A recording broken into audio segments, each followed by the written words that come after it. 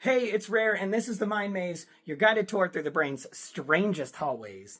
And, detours are kind of the point. I wonder if you knew that most of the things you're seeing right here are not coming from your eyes, but your brain actually made them up. All right, let's start with the easy to digest version that we were all mostly taught. And that is that light is going to go into your eye, through the lens, land on the retina, get turned into electrical signals that travels across the optic nerve to the place in your brain where it can process what's just happened, and then bam, you see. That's the basic camera model. It's easy to teach, it's easy to imagine, but it's really only partly true.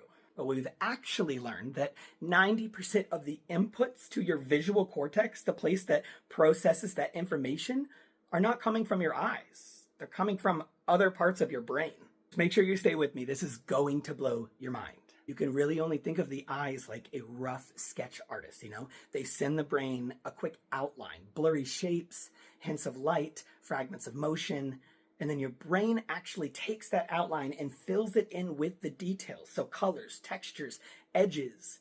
But those are all actually pulled from your memories, your expectations, and your brain's best guesses of what it actually thinks is probably there.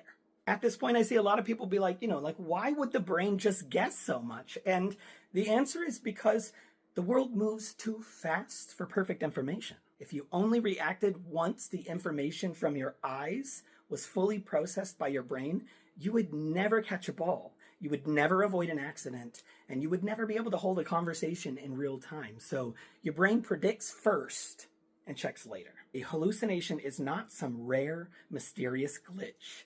It's what happens when your brain's prediction is so strong that it overpowers the raw data from your senses. The puzzle pieces your eyes give you might be incomplete, blurry, or wrong, but if your brain thinks it already knows what is in this box, it'll fill it in. And when that happens, you don't just think that you saw something.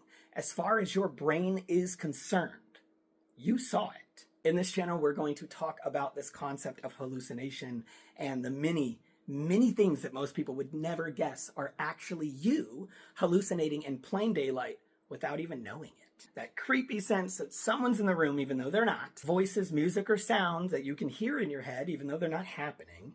Phantom smells or flavors that your tongue didn't detect, but somehow you can still taste it. Those are all technically hallucinations. What about time that bends, moments that feel too fast or slow or even stuck in a loop? What about visions during grief that are comforting, or survival-driven hallucinations that the brain makes up to protect you? Many people that go into sensory deprivation tanks report hallucinations. Their brain's filling in the silence and the darkness. Then we have some injuries and illnesses like traumatic brain injuries or migraines or epilepsy or Parkinson's, where hallucinations are just part of it. A lot of scientists actually believe that all perception is just a controlled hallucination. Buckle up, because what you've learned in this video is just the doorway, and behind it is an entire world that your brain is inventing for you right now. Thank y'all so much for watching. I hope you'll engage from the bottom up. I love those comments. I would love it if you would share it to that one friend